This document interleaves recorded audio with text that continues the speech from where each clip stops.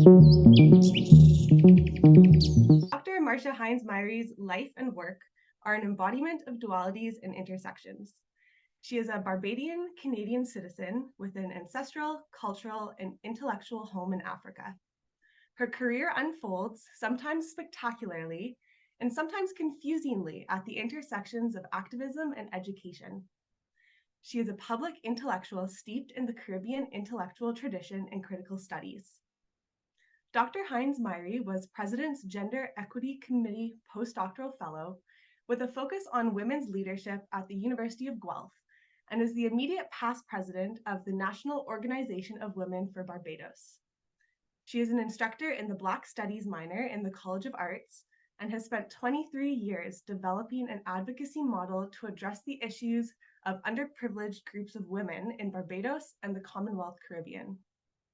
The major focus of the work is to develop and encourage the use of victim-defined services for women and girls affected by various types of gender-based violence, while at the same time removing the burden of eradicating violence from women and victims by forcing greater attention to systemic oppression and a stronger lobby in policy spaces.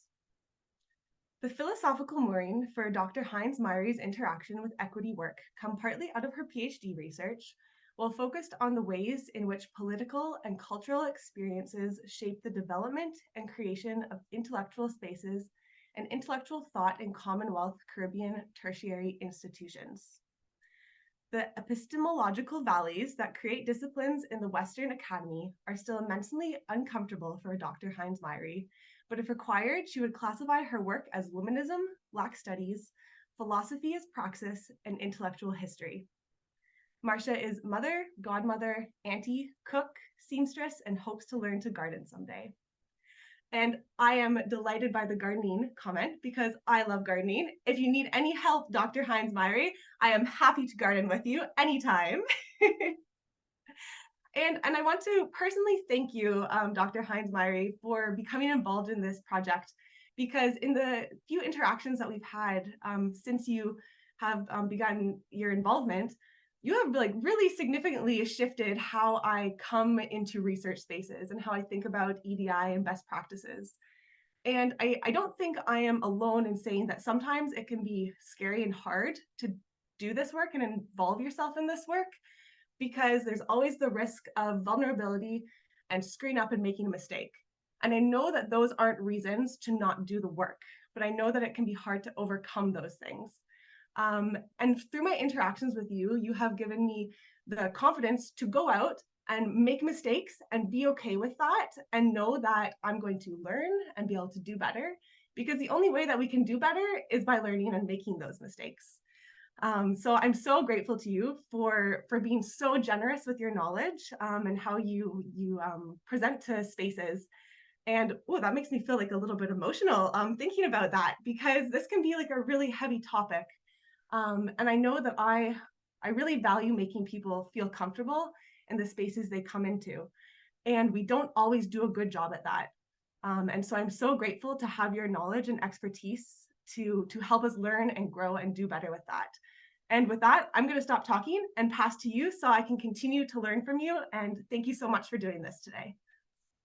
Good morning. Thank you so very much, Liz, for that reflection. It was a bit less painless than I thought it would be. Thank you to Shoshana and Adam and all of the people who have gotten me involved in this work. And I think that in a lot of ways, I'm kind of mirroring the grace that they have given to me and the welcome that they extended to me at the University of Guelph. So it really is one big circle of good feelings, and I'm really grateful for that. So we're going to think about and talk a little bit about, and I very much feel like I'm kind of preaching to the converted here today about hegemonization of knowledge and knowing, and kind of, how I think the Manufactured Ecosystems Project is kind of pushing back against a lot of that. So we're going to kind of start, it's early in the morning on a Thursday, so we're going to start by And of course, my slides don't want to move. Okay, we're going to do a little bit of an icebreaker. I just want you to very quickly on your systems, Google why November 30th is important. Like just put out a Google, see what comes up. And then we're just going to kind of share 3 or 4 people. You'll say your name and you'll tell me what your Google says about why November 30th is an important day in human history. Let's see some of the facts that we come up with. So I'll just give you about 30 seconds to get that Google going. And then we'll have like 4 or 5 volunteers to tell us what they found.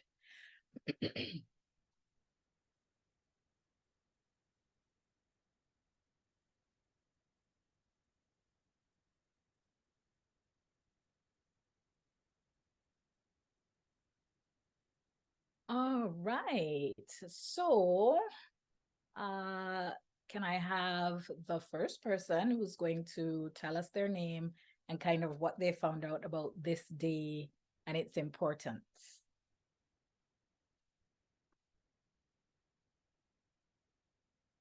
Yep, go Liz. Well, the very first thing that comes up is international soccer match. So Okay. 1872, the world's first international soccer match. Oh, nice. I didn't know that. Thanks for cueing me into that. Who's gonna go after Liz? I put in a typo at first, so I didn't get much. I got like time and date websites. And then Google right away, once I fixed it, was like, oh, yeah, no, did you mean the violation of segregation laws in Montgomery, Alabama with Rosa Parks? Oh, wow. And I was like, yeah, no, of course I didn't want to know about the stars of I Love Lucy Mary. Thank you very much for that, Shelby. Good morning. Welcome. Yes, sure. I see your hand. So Dr. Gillis has in the chat this day in 1955 in violation of segregation laws. Rosa Parks refused to surrender her bus seat. And then I got that as my first hit as well. So I scrolled down to see what else happened. And November 30th commemorates the Cities for Life Day, where the Holy Roman Emperor Leopold II in 1787, Spanish governor, leaves the Philippines. Thank you very much. Some good facts coming out. Thank you, Dan. Good morning, Dan.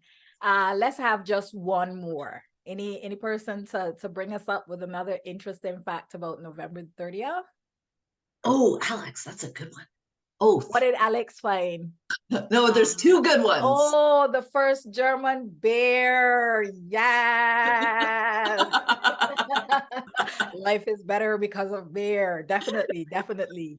The ingredients included water, malt, and hops. Yes, I like that one. Thank you, Alex. That's a good way to bring up the rare. When I started to think about this as the icebreaker, what actually was in my mind, life is better with beer. It definitely is. Sounds like a shirt, guys. We need a shirt. And then at the back, hashtag ecosystems. All right. So when I started to think about this as the icebreaker activity, what I was thinking about is that today is actually Independence Day in Barbados, right? So we've been independent for 58 years now. But what the icebreaker actually shows us is the way that knowledge works. What we know and what we continue to know is very much conditioned by our position within the world. So of course, I would know that, it would be on my radar because of my association with Barbados. But if you put it into Google, because of Barbados's positionality in terms of world knowledge, that's probably not the thing you were going to come up with. And so I thought it would be a really good icebreaker activity, but also to help us to understand when we talk about this thing called hegemonization of knowledge, what we're actually talking about. And that's actually what we're talking about. We're talking about the way that knowledge is constructed and the reality that knowledge is not, it's not without cultural, political, geographical constraints, challenges, possibilities, et cetera, et cetera. So the term hegemonization was popularized in critical theory, Marxist theory first, feminist theory after that. And it is very now embedded in intersectional approaches to the way we understand and think about knowledge. And what I'm trying to do with this session is give us a little bit more of the terminology that we can use when we talk about and think about EDI, and also through hopefully the way that I've set up the slides, places that we can look for more information. So hegemonization, basically, if you wanted to do the most basic definition of it, it is a process of making one culture and way of knowing universally important. So going back to our Google search, because certain countries, certain people have the ability to construct knowledge and people's access to knowledge, they basically get to control what people know and what people think of as being important. Okay. Now, I wanted to recognize one of my students here, Riley McDonald. I taught the class Global Gender Justice in the last semester, fall semester. And Riley did a journal reflection that took us through basically from the beginning of Greek culture to modern day, some of the ideas that have been perpetrated and enshrined within our common understanding of what knowledge is. And I thought it was a really, really incredible journal entry. I'm happy to share it with you at the end. But we get to see that, again, the way that knowledge is constructed is not accidental, that there are particular tropes that have found their way right through from the very beginning of time to where we are now and what we think about and how we think about what we know about. So basically, if I had to kind of define it for my students to remember what it is or whatever, I would say that cis white men sat around a campfire fantasizing, and they passed it off as more than a mind fart. That's how we end up with hegemonization of knowledge. So their tale, what do they construct this tale as? That the white race is supreme, that men are leaders and only ones capable of rational thought, that women cannot be trusted, that we're hysterical, that women and men are inherently different and separate, that pure science is the ultimate form of education or inquiry. Those of us who do arts and other stuff are kind of just lollygagging in the academy, that Black and brown people are flawed in humanity and are at best and non-human at worst. So we know these bones of this tale, right? We know about how they influence what we are doing as people. We know how they've created systems of oppression, and we know how they've been generally problematic. This tale is embedded in almost everything we know about everything in life. And there's a special relationship between the tale and the discipline of pure science, right? And that discipline, the discipline of pure science, has basically been used to uphold and validate this campfire story. And then it feeds back to us in other theories and other thoughts of how we create knowledge about people.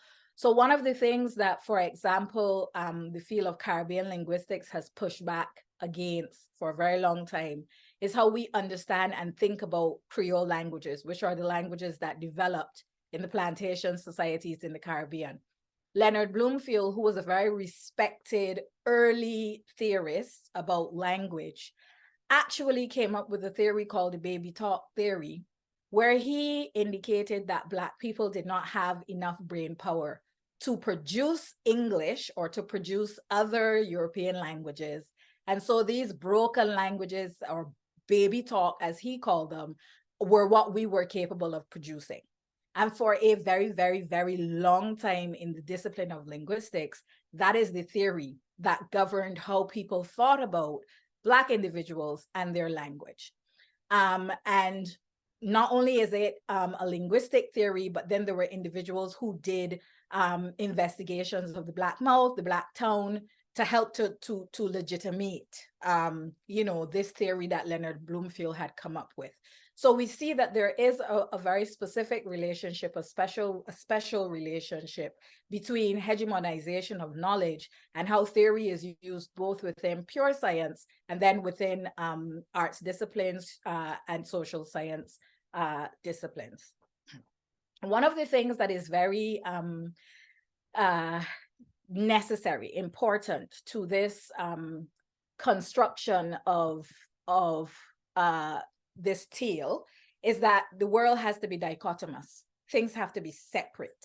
Okay, so you have to be on a particular side of these scales that we have, and there is not a consideration for the continuities within the scales. So we see this with the construction of sexuality and gender. You have to be man or woman. And we also see it with the construction of academic disciplines.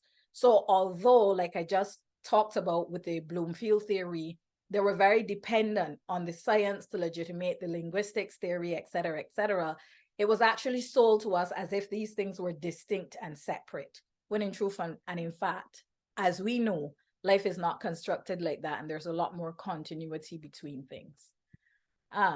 Okay. And then, of course, one of the other major things that has happened to legitimate the teal is that there have been exploitative and extractive approaches to living and the logic of living, right? So the way that indigenous communities were treated, the way that Black communities were treated was all justified because at the end of the day, we needed to be able to conduct and construct an industrialist world. We need to be able to, you know, make certain people in the world rich at the pretty much at the hands of other races of people. So the thing that excites me about the Manufactured Ecosystems project is that it pushes back against the way that we have constructed traditionally science and its relationship within this hegemonized kind of knowledge. So we're actually challenging instead of supporting those ways. I'm sorry, my slides are giving me a little bit of trouble.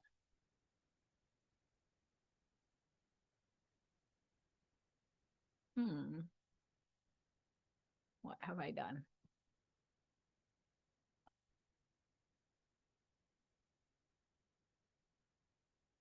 I do not know what I've done.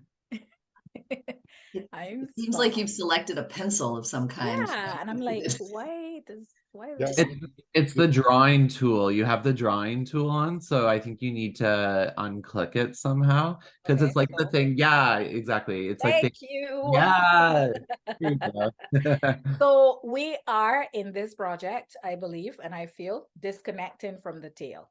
We don't want to continue to uphold you know, the ways that we have been talking about and thinking about the environment. We don't want to continue to uphold exploitative or extractive ways of dealing with the environment.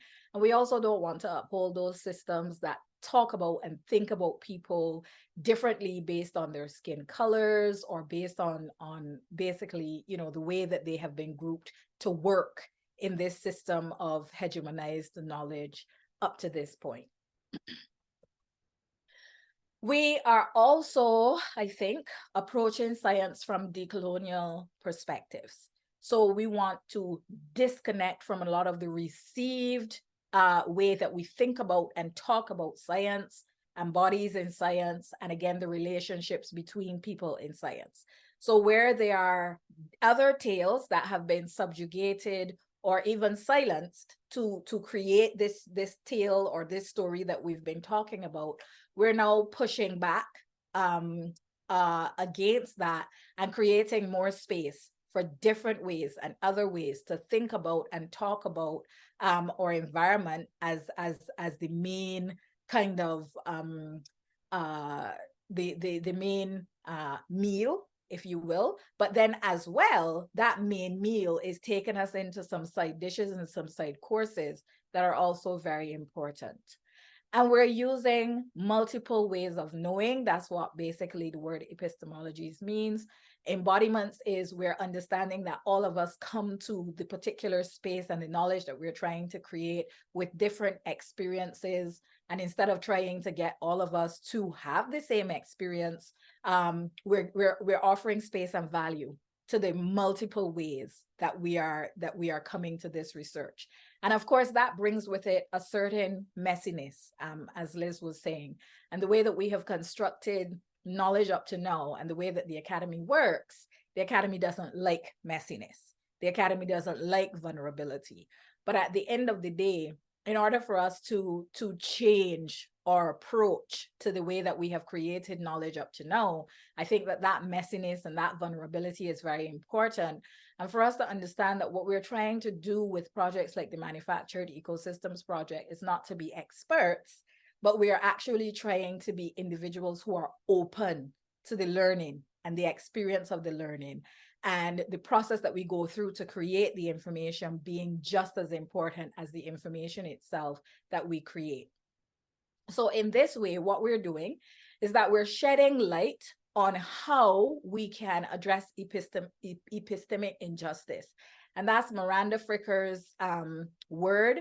And Miranda Fricker has a very good book where she actually talks about prejudice and racism and sexism, not just for how they are performed at the physical level, but also how they're performed within our brain.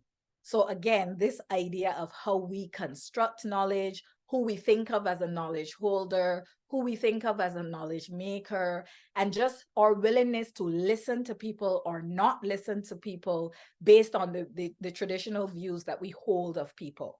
But I think within this space of messiness, within this space of embodiment, that is the Ecosystems Project, we're actually working through some of that in real time, not just with ourselves as the project group, but also eventually the people that we are speaking to about this project in the wider communities and societies. We're also letting them see what we're talking about as a rebalance of knowledge actually happening in real time. We're also reshaping our relationships with the environment. And I thought that Dr. Fitter's presentation last week was really, really, really important in helping me to conceptualize how people right now talk about and think about the environment, and then more around kind of the work that we're going to do with the Ecosystems Project. And there was a good discussion that happened around just the messaging of it and what we want people to take away from the project.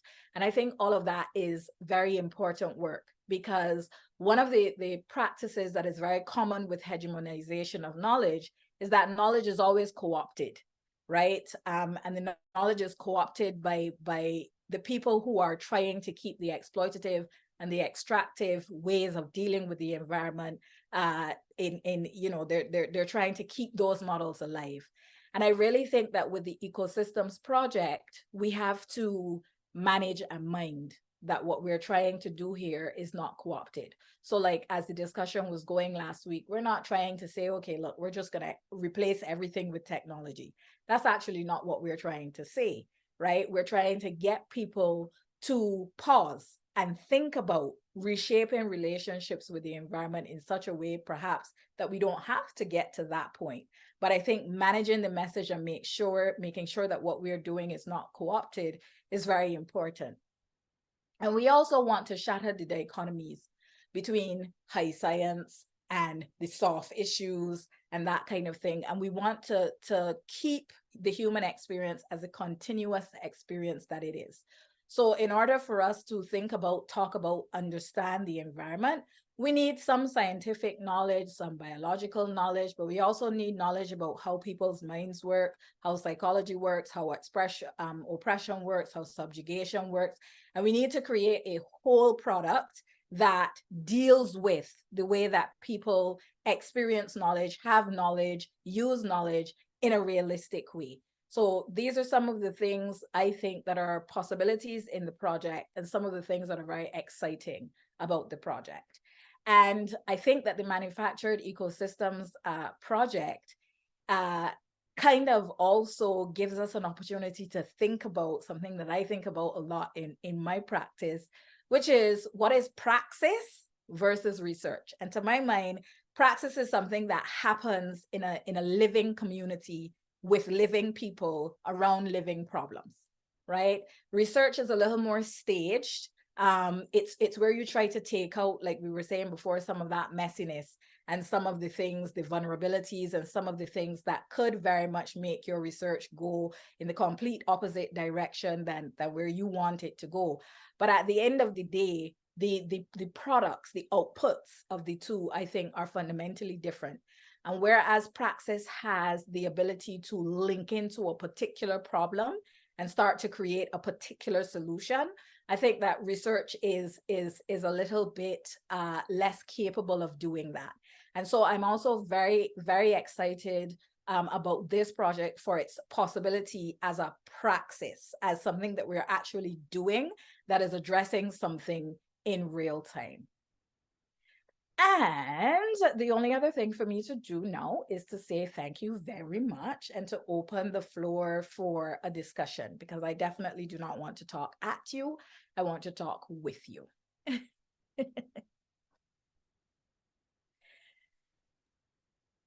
So, any questions or reflections?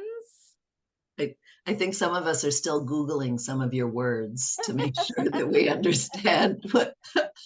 Well, I mean, I'm happy to kind of step back. No, it's so good. Thank you. Hey, Shelby.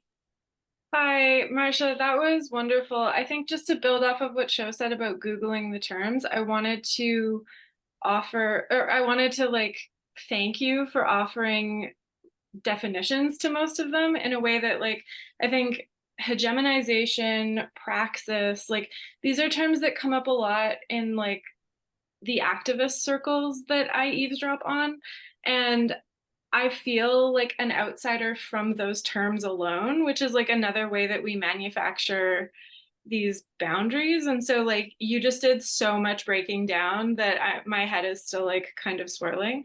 So I mostly just wanted to say thank you, but then I had like a little baby question, which is you talk about dichotomies as necessary in this this like further upholding of the hegemony. And I think immediately of dichotomous keys and like ecology and how we identify things based on like this or this. And it's like so embedded in there. I was mostly just curious if it needed to be two or if it was the presence of like a strict boundary, like a delineation of some number of bins. If you could, if like two is significant somehow in a way I'm missing. I think that, you know, there are ways in which dichotomies are important for explaining things, categorizing things, and, you know, it may be necessary to hold on to some of them. Where it is necessary to hold on to some of them, I think where we need to shift the focus is to the fact that a dichotomy is something that is continuous. It's not a either or setup, right? It's a and. There are things inside of the two ends of the dichotomy. So where I am not necessarily calling for a complete removal of all dichotomies, I'm definitely calling for a redefinition and for a change in the way that we use dichotomies. So we're not trying to, the work of a dichotomy now is not to other, right? It's not this or that, but it is to understand the relationship of that dichotomy in terms of all of the things that come in the middle of it. I don't know if that kind of answers, but I think, you know, that's what dichotomies are useful for, the things that come in between and not the things that are at the end. Hi, Dave. I think Dawn had her hand up there first. Oh, sorry. Go ahead. Sorry. Okay, I think Dawn's giving me the go ahead. Okay. Thanks, Marsha. I love that. I think you said someone spoke about racism in the brain. I really want to get more on that, because everything I've come across on how this acts is very much based in the hegemonic system. Like so deeply entrenched. Like a lot of the cognitive papers I learned in my degree in Germany, which is strictly anti-militarization, was removed from a lot of the cognitive papers because they're all about kill count for the military. And so I'm very much interested in getting more information on that is from these other systems. For sure. I will put it in the chat for you. Hey, Dawn. Hi, how are you all doing? Can I just ask, what do you think of my background? This is because on the other side, my 87-year-old mom, who is now basically living with us for several weeks, is watching TV. She's been watching The Hobbit, and it's really bothering her that I actually work in this space. So I found this Umbra thing that I had bought for one of my daughters, and it's like a mobile background. Like what? Like does it look like it is? Anyway, I set it up yesterday because my mom was getting super bored. I said it will be fine. She's sort of downstairs. Anyway, whatever. So thank you so much, Marsha. I want to share a couple of things. One is that when I started working with my colleagues across the university about 25 years ago, I learned how to use the words praxis, hegemony, and discourse in a sentence from my sociology colleagues, my political science colleagues. I published with all of these people. And so that was really, really useful because people sitting in faculties of science are often quite intimidated by the use of this word. So I've worked a lot with colleagues on what are you actually pressing colleagues in the social sciences, because one of the things I discovered quite early on was that there are these really key references that these sort of books that talk about this stuff, these originating documents written like often in philosophy. And I would say to them, tell me what book I should read? Tell me what founding tome I should read. And then I go, okay, I'm going to go off and read it. I usually read the Wikipedia page first. And then I would discover that most of my colleagues, not pointing at anybody here, but in the social sciences, have never read those books. So when I was working on human security, which is a political science framework founded by the United Nations coming out of the discourse of poverty, I found that most of my colleagues had never read the originating reports in that area. And they would say things to me. I've had lots of conversations. Oh, this is going back 20 years with my colleagues in, for example, anthropology and sociology, and they would say human security, that has nothing to do with human rights. And I would say, I think it does. If you read it, the foundational documents, please go away and read it. So I would say it's really important to have conversations about what these mean. And the one comment that I would say for you to when I'm talking about from the perspective of social sciences and humanities to science professors and engineering professors, the thing that blows their little minds is when I talk about the scientific method, because, STEM is all, we're so neutral and you're not. And I say, okay, everybody, okay, scientific method. Where does it come from? Ooh, Karl Popper. Was he a scientist? No, he was a philosopher. He's one of the top philosophers of the last 100 years. And they all go, Karl Popper was a philosopher. And I go, it's just a method. It's a method. There's other methods. Go read some Popper. And then they're all like, ooh, I thought Karl Popper was like the founding father of STEM with a hypothesis and an experiment. I'm like, yeah, no, yeah, but a lot of other stuff. And I will tell you, there are still some philosophers that I have met who do alternative ways of knowing that I met, like in Norway, when I was sitting in the Peace Institute in Tromsø, who are like in various branches of philosophy, and I still don't understand their stuff. Like they've tried to explain it to me. So there are some things, but my big achievement was I can use those words in a sentence. I think to what it is the willingness to read beyond and outside of your discipline. So Oh, yeah. one of the ways that the hegemony is definitely protected is disciplinary pureness, right? And I think that one of the things that we really can do is to challenge ourselves to get a whole lot more uncomfortable with disciplinary pureness, and also to encourage our students to do the same thing. So in terms of what you've been talking about, you know, engineering professors and scientists and trying to have conversations with them, I've been trying to do that work within the medical sciences, particularly faculty at the University of the West Indies at Cave Hill for a long time, at least a decade now.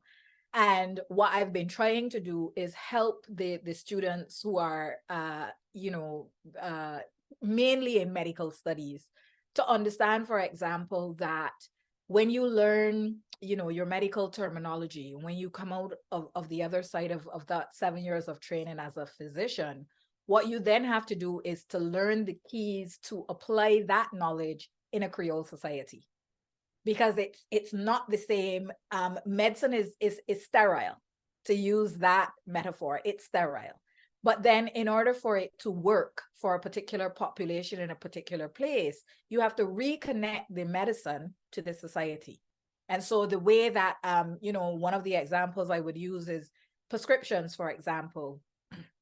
When people are talking about teaspoons of medicine and tablespoons of medicine and that kind of thing, it doesn't mean anything to a Creole speaker in that particular way, because we pick up a spoon and a spoon is a spoon. We don't know nothing about no teaspoon, tablespoon. So if the medicine has to be specific, we need to find another way to get that medicine into a Creole speaker.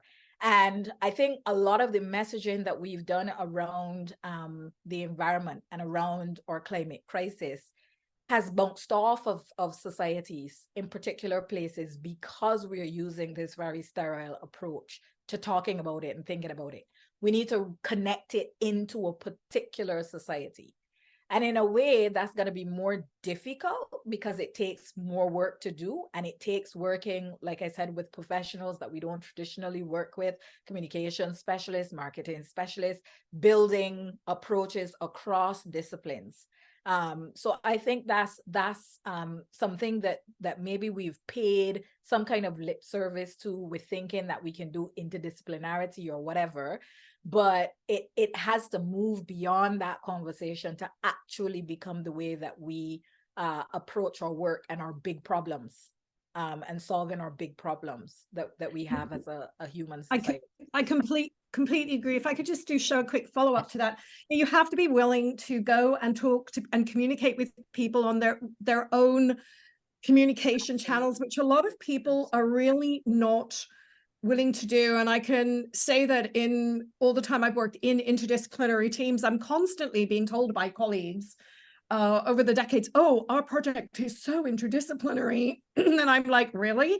Do you have a migraine? This is my question to people who think they're doing interdisciplinarity, or even, God forbid, transdisciplinarity. I say, well, how big is your migraine? And they go, what do you mean? I go, because if you don't have a migraine, you're not really doing the work, because it is headache making.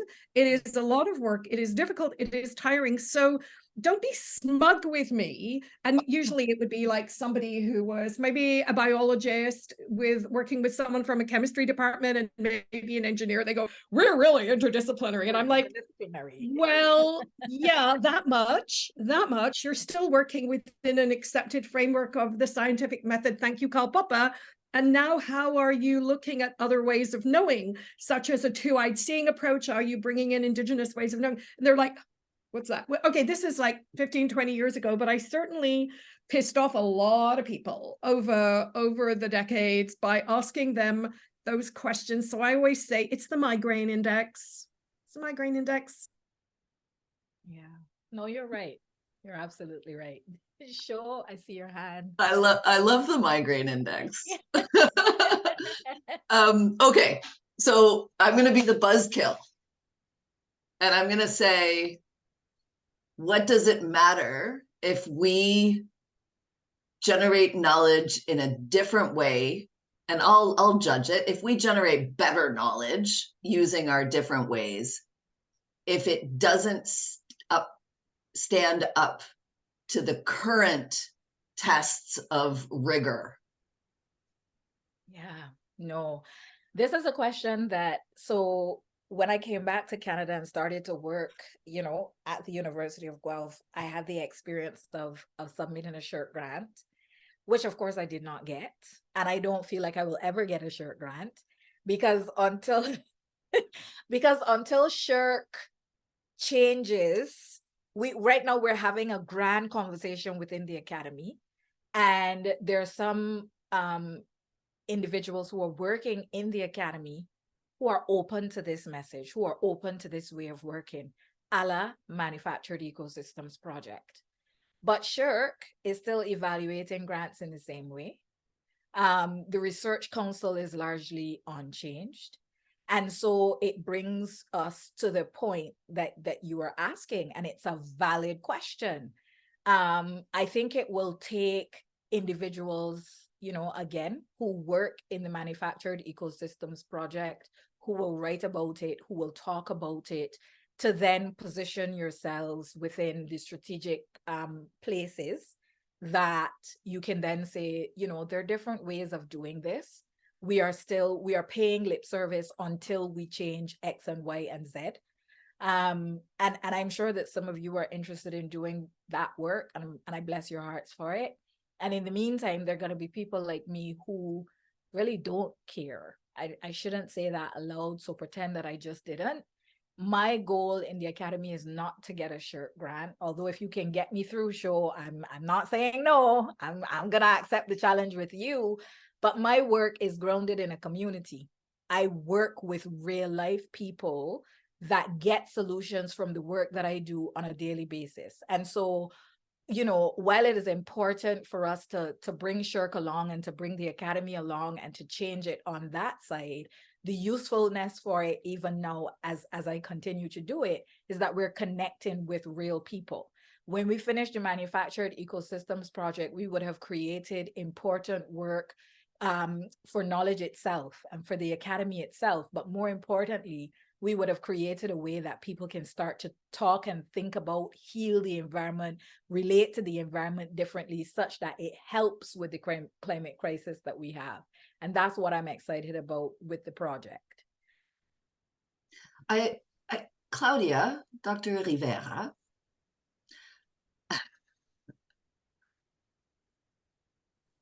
Yes, sorry.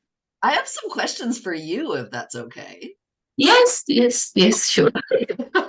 Because I don't know much about your research context, where your colleagues and the culture of research, and I'm just wondering what some of what Marsha was saying, how that resonates with you. Does it feel? I don't know anything about your colleagues in your department and your work, and I'm just wondering what thoughts have come to your mind in listening and thinking about this stuff. Yes, I think it's always a challenge. I'm sorry, I think my internet is very slow. I see everything moving very slowly, but I don't know if you are as well. Because, of course, we are all evaluated, and that reflects on our salary and, of what we get with money to live in this planet now. But that evaluation, or those evaluations, are basically well rooted on how much we publish and in which journals we publish, and this impact factor of the journals. But and that's how we usually are rated, no? And then we need to do that, no? But personally,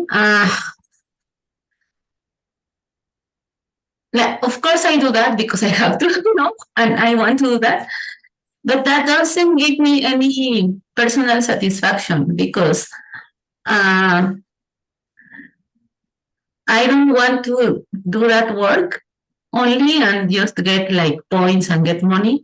I want to work so that people can use what I can obtain, I mean the results that I can get, so that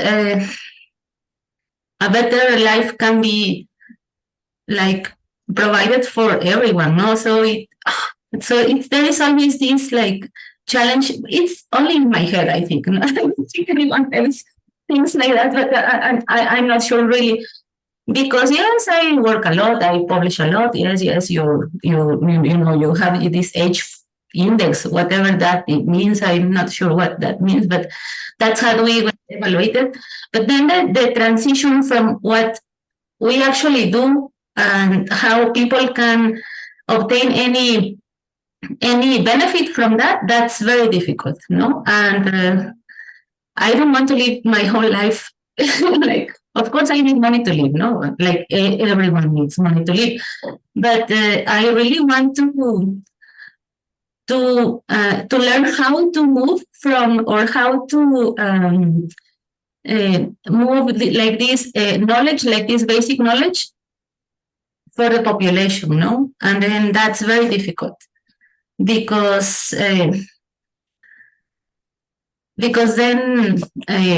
of course it's difficult in the sense that it's difficult that to give the message to policy makers and to people that make decisions for everyone, because in the end these people that make decisions, of course they will make decisions for different countries or even the world, and we vote for them, and they are supposed to do the right thing, and they are supposed to get I guess information, or at least like some advice from people that are doing all these like I don't know how you say, like this scientific method thing, no?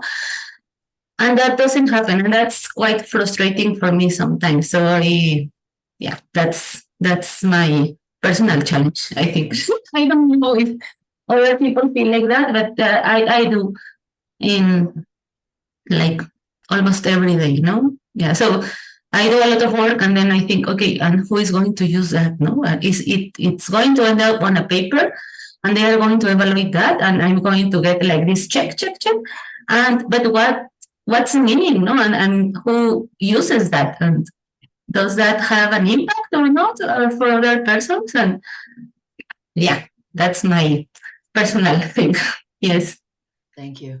Yeah. Sorry. Yeah. No, that's good. It's important to recognize the sort of, I don't know what the word is, but the sort of research culture of our institutions, and not every institution or country. So Christina Waniak, who was here a second ago, and I do a lot of research, like looking at sort of the international biomimetics world. And so we are able to recognize that there are differences in research culture and the way that research is valued and all of that stuff, and that some cultures are in different places, right, have different emphasis on what's important, while others are just sticking to those core traditional metrics, you know? So it makes it really difficult to be able to do important work if those metrics don't exist in our departments, right? And they're not really in mine either. So, you know, we're in a similar place. So thank you. I think as well, one of the things that Claudia said that is important is our willingness to have conversations with policymakers. So we assume that, you know, because we know as academics or whatever, that the policymakers that we are, you know, we have to influence them because they are the ones with political power to do most what we think would be the right thing to do. But I think often we gloss over the step of having conversations with them. So like including them perhaps in sessions like this, where we're not just talking about the outcome or the actual thing to do, but helping them to check and understand as well how they create knowledge and how they respond to knowledge. You know, I think that's perhaps one of the steps that we have to pay more attention to going forward.